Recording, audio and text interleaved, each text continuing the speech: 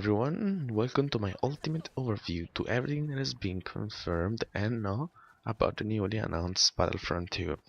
In this video, unlike most people have done after the reveal of the game, I'm going to try to cover as much as possible of what we know so far about the game in one single video. I'll try to cut it short, but I will also be adding some of my own thoughts and speculations of stuff I find interesting to talk more about. So I apologize in advance if it gets longer than expected. So the video will be divided in different sections and there will be timestamps in the description for each section. I also want to point out that some information I'll supply you with is taken from a lot of different sources, so obviously you might have heard about some stuff before, but I hope you will still find it interesting and helpful. I will also have some gameplay in the background, so you have something to look at when I'm not showing any picture on screen or something else. Alright, let's do this.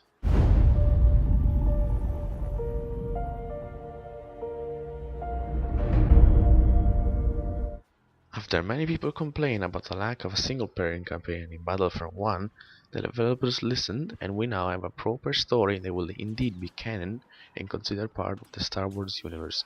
It will cover the 30 years of event from the end of Return of the Jedi to The Force Awakens. Our protagonist is Aidin Versio, an Imperial commander of the Inferno Squad, a special forces unit lethal on ground and also space, as clearly seen by the elements which are inspired by the TIE Fighter pilots. During the storyline, we'll be meeting characters from the Star Wars universe like Luke Skywalker and Kylo Ren, and even have some moments in the story where we'll be able to actually take control of them. The campaign will feature a separate progression system and will fight both boots on the ground and in space. Aidin herself will be upgradable, as well as her personal droid, which is seen in the trailer resting on her back in this picture, and even shocking a rebel soldier as well, as you can see here, which is probably part of one of his abilities. The Inferno Squad members themselves will also possibly be upgradable in some way, although you won't be able to control them directly. Apparently, there will even be some elements of choice, but they didn't explain precisely what that means, nor how long the story itself will last. However, we do know that it won't be possible to play in co-op with a friend, but most importantly, something that I didn't see others talk about too much, is a certain scene in the trailer, which gives us clues as to what we will be doing and what plans we will be visiting in the campaign. By rewatching the trailer, you can clearly see Aidin meeting one of Palpatine's Sentinel droids, which should probably order her to commence Operation Cinder. And in case you don't know what that is, and let's be fair, I didn't know this either, I have an image for you, right here. As you can see, Operation Cinder was a contingency plan issued posthumously by Emperor Sheev Palpatine following the Galactic Empire's defeat at the Battle of Endor. It called for the scouring of Palpatine's homeworld Naboo with the use of a climate disruption ray, as well as attacks against at least a dozen other worlds, including Burning Con, Gandavant, Abededo, and Comenar. So this could very well be part of the story. Adding to that, the fact that we have Teed already confirmed as a multiplayer map makes me think that the planet in which it's situated in Naboo will likely be part not only of the multiplayer but of the single player campaign as well, which of course links to Operation Cinder. Speaking of planets, it was also confirmed that a new planet called Bardos, the home planet of our protagonist, will be explorable and in both single player and multiplayer alike, which makes me think, due to the importance of Aidin Versio's character, she could even be featured as a possible hero or well villain in multiplayer, but that is just personal speculation.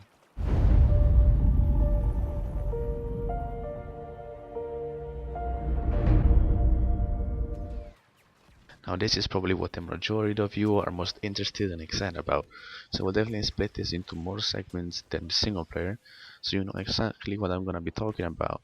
But let me first say a couple of things. Multiplayer is better than ever in Battlefront 2, and it should be. And while the number of players in game is still 40 in the bigger maps and around 20 players for the smaller maps, the game will have way more maps at launch than the previous game, even with all the released DLCs. Plus a variety of new different game modes, and the developers have also changed how the gameplay works. You will actually have some benefits for playing first person this time around. Features like hero pickups and vehicle pickups have been completely removed. Star cars as well, although the developers are still trying to implement them in a possibly better way into the new game. We don't know much about that though.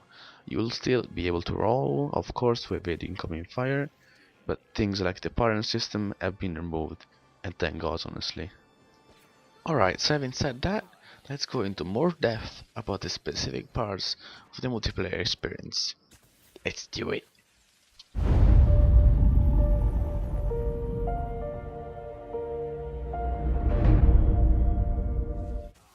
So far, the officially confirmed planets and locations in the game are Starkiller Base, Takodana, Jakku, Bardos, Endor, Hoth, Yavin 4, Mos Eisley, Camino, and Theed. Every map will make it so your soldier will look appropriate to the setting you're in. So for example, you won't be seeing clones on Starkiller Base, stormtroopers on Camino, or First Order troops on Endor, because the developers don't want to break the immersion and the continuity of the Star Wars universe, of course. And that was pretty much it for this segment.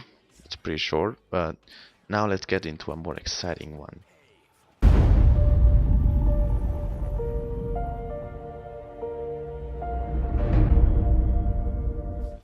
The heroes and villains that have been confirmed so far are Darth Maul, Yoda, Luke Skywalker, Rey, and Kylo Ren. The developers completely ditched the hero pickups, and now to be able to play them, you will have to perform a certain amount of actions, which will in exchange give you a special currency that will grant you access to a hero. I imagine something similar to CSGO, where to unlock new weapons and gadgets during the match, you spend in-game currency gained by getting kills within said match. In addition, all the heroes will be customizable and upgradable. That means more powerful abilities and different types of outfits. I imagine we could get different cosmetic options for the same characters, like let's say a hooded Darth Maul, a shirtless Darth Maul, and who knows, maybe even a version of him with his robotic legs.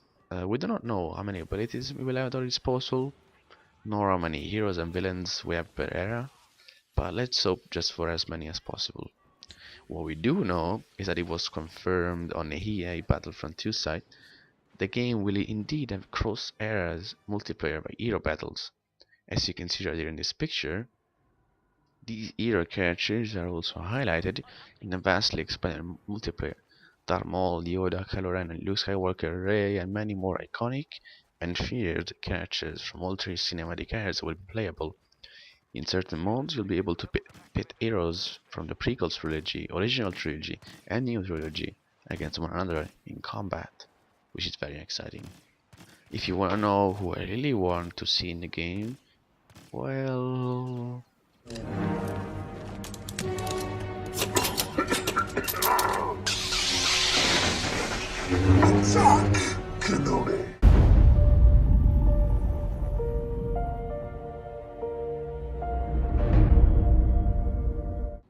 Battlefront 2 will be ditching the very basic and basically non-existent soldier system from the first game, and it will instead bring back the classes system from the previous Battlefront games, and also similar to the Battlefield franchise.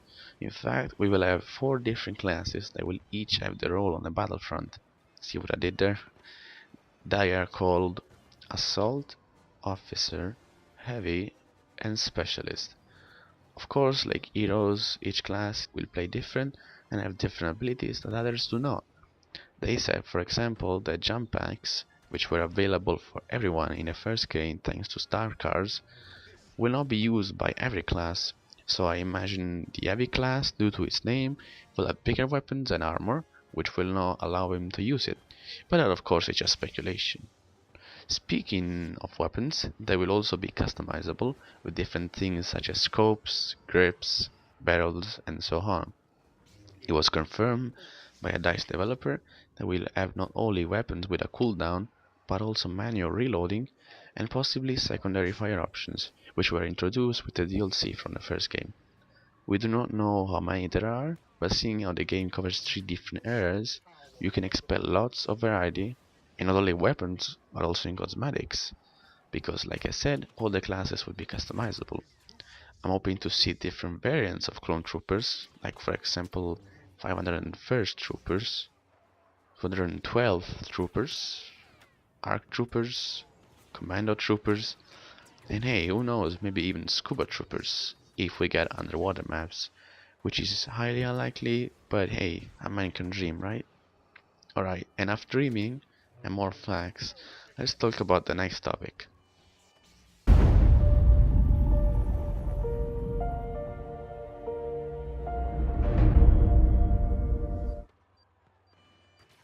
Space battles are finally back. They will still be 24 players only, but they did say you will be able to restrict bigger spaceships this time around, like Star Destroyers, Republic cruisers, and separate frigates. They didn't say if said spaceships' interiors will be explorable, so we'll have to wait for an official statement. They also didn't yet confirm the existence of a galactic conquest mode, like in the previous Battlefronts, so just fingers crossed for that one. What is coming back for certain though is hero vehicles. Like in the first Battlefront, you will have special hero vehicles, like the Millennium Falcon and the newly announced Luke's X-Wing. Additionally, like this picture suggests, we could get the Slave 1 used by Jango Fett and later after his death his son Boba Fett, and Obi-Wan's personal interceptor. Land vehicles will of course make a return as well, and since we have 3 different eras, you can expect lots of stuff from each era. I'm personally mostly excited about the Clone Wars, because it has the most weaponry. I would like to see stuff like the Armored Assault Tank, for example, the heavy Hellfire droids, spider droids, clone walkers, everything they can possibly think about. And stuff from the original trilogy will of course be back as well, so AT-ATs, AT-STs, and much more. These, like with heroes, have to change their unlock methods, and you will once again have to use a specific in-game currency to access them. Some maps will also have a special mounts like Tauntaun and Off, and these will be used to traverse the map quickly, and you can even use them as battering rams to possibly kill enemies, sorta like the horses in Battlefield 1. What's also new is the fact that like classes and heroes, even ships will have distinct looks that you will be able to apply on them, and special upgrades to make them stronger and better. Unfortunately, all vehicles including starships won't allow players to perform a takeoff or a landing unlike what we've seen in Battlefield 1, which is a bit disappointing if I do say so myself. You will join me or die.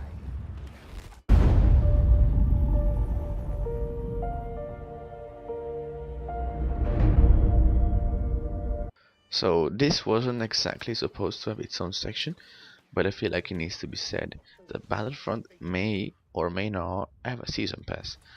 This wasn't directly confirmed by EA, but it was merely something that one of the developers said in an interview on Mashable, and that it was misinformed to us players by the media. Subsequently to the huge storm that the news caused, this is what EA had to say.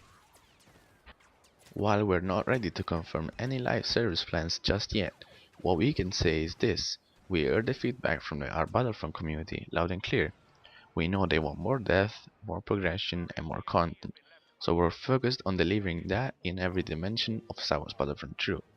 We'll have more to share about our plans soon, and I cannot talk about the specifics of this, but we have something different in mind that will allow you to play longer and be more invested in the game without having a fragmented community. Look, I was also very happy to hear about the news, of course, and I really do hope it turns out to be true in the end. But you gotta remember that nothing about this is written on stone, and the fact that the season pass for first Battlefront wasn't announced up until a few months later it's revealed, it doesn't rule out the possibility that EA, despite all odds, might release a season pass for the game. So all we can do now is just hope they order calls and our reaction to this news made them more careful into trying to give us something that we clearly wouldn't like at all. Now, with that out of the way, let's continue with the video.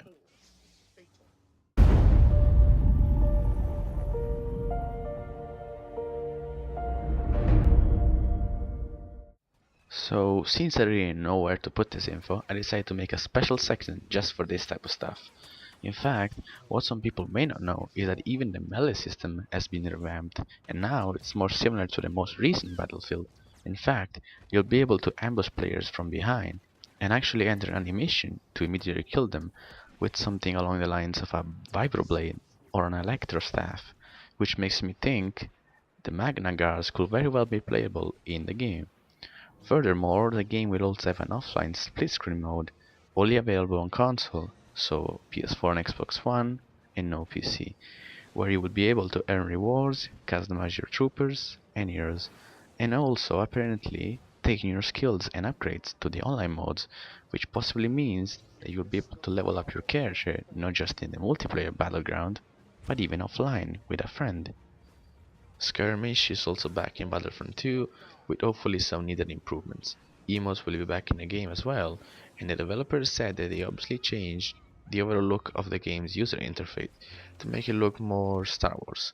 And I can also confirm, thanks to Angry Joe's show, that we will have dedicated servers for the game, as you can see in this image.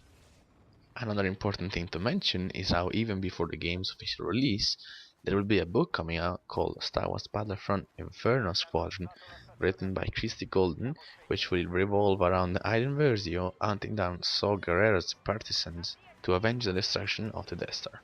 If you are interested in the book, it will be released the 25th of July. Something which I don't think many people have noticed is how at the end of the trailer, when Kylo Ren shows up, he's actually killing his own men. In the trailers, of course, stuff like Yoda and Darth Maul fighting each other, which is very unusual. But this is even more unusual. It could be in a story as one of Kylo's random rage moments, but I'm not sure. Anyway, this isn't really additional information, but something interesting that I wanted to share with you guys.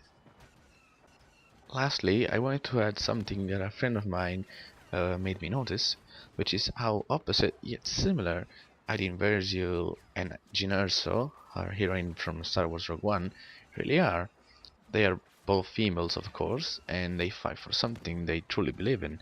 Additionally, Iden's father is a high-ranking officer of the Empire, and, on the contrary, Jyn's father was one of the rebellion's highest supporters. So, to finish this segment off, I'll just show you something that I made that should give you an idea of what I'm actually talking about.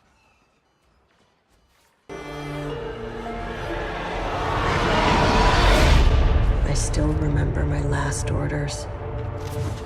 The day the real war began. The rebellion cannot be allowed to persist. Our rebellion is all that remains to push back the Empire. We think you might be able to help us. When was the last time you were in contact with your father? What is this? It appears he is critical to the development of a super weapon. If the Empire has this kind of power, what chance do we have?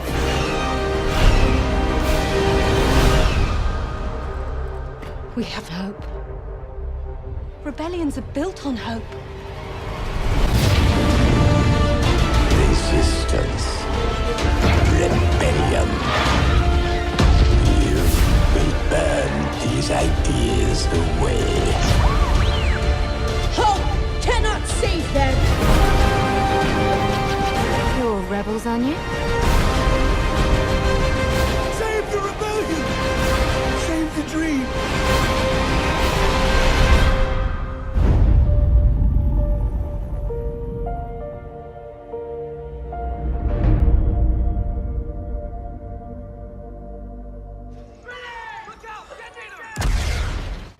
So to end this very long video, I wanted to discuss the pre-order bonuses for the game, specifically the Elite Trooper Deluxe Edition.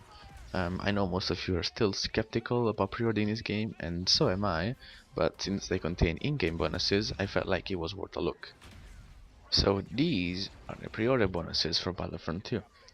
This is a picture that I've taken from Sony PS4 online store. All pre-orders are basically identical to each other. Let's get the futile stuff out of the way. So if you pre-order, you will get a 3 days early access to the game, which is cool, but I've learned my lesson with BF1. and I can certainly wait 3 days. Now, here is the interesting stuff. The in-game bonuses are separated into classes. So we have an Elite Officer upgrade pack, which contains the Blurg 1120 blaster pistol. I've looked at Wikipedia and learned that this blaster is used by Hera from Star Wars Rebels. A curious choice nonetheless, which could enter a future Star Wars Rebel DLC of some sort. You get an enhanced grip for it, which is great, and then it says Battle Command Epic ability.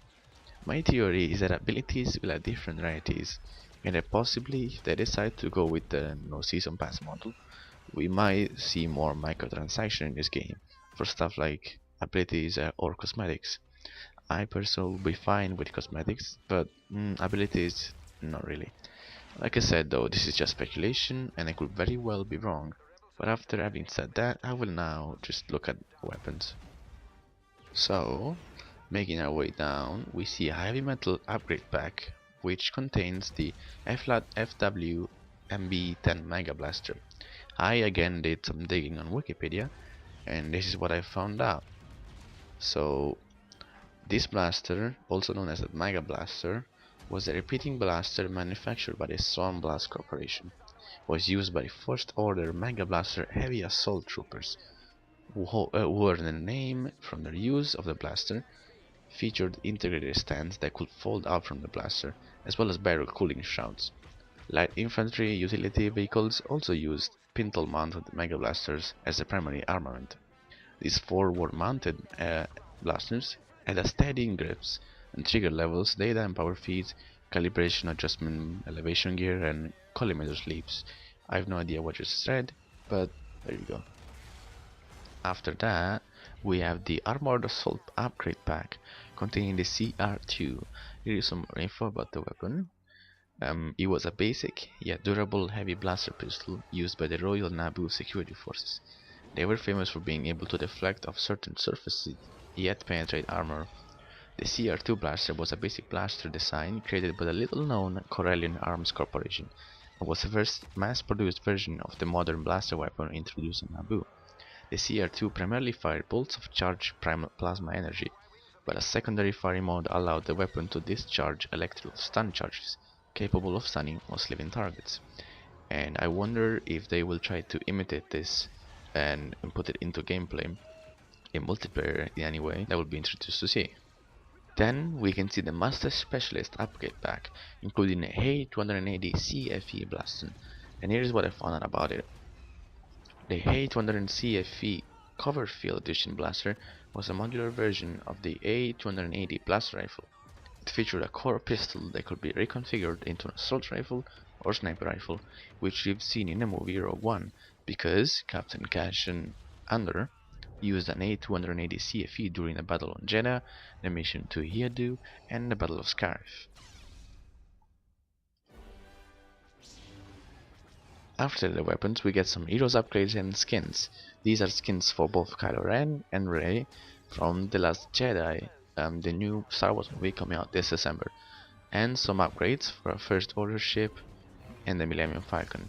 The most interesting ones of the bunch, though, are the epic upgrades for Rey and Ren, which apparently allow her to mind control the enemies, and for Kylo, it allows him to freeze and pull opponents to him, which sounds very interesting. Lastly, I don't know why I haven't said this before, but the game will of course be coming out on November 17th for those who will not pre-order, November 14th for those who do pre-order, and if you want to be extra cheeky, you can start playing even sooner with EA Access and Origin Access on the 9th of November. We will have more news to talk about in the next couple of months at the EA Play event, which starts June 10th. But for now, this is all you need to know about Star Wars Battlefront 2. Have a great day everyone, and may the Force be with you.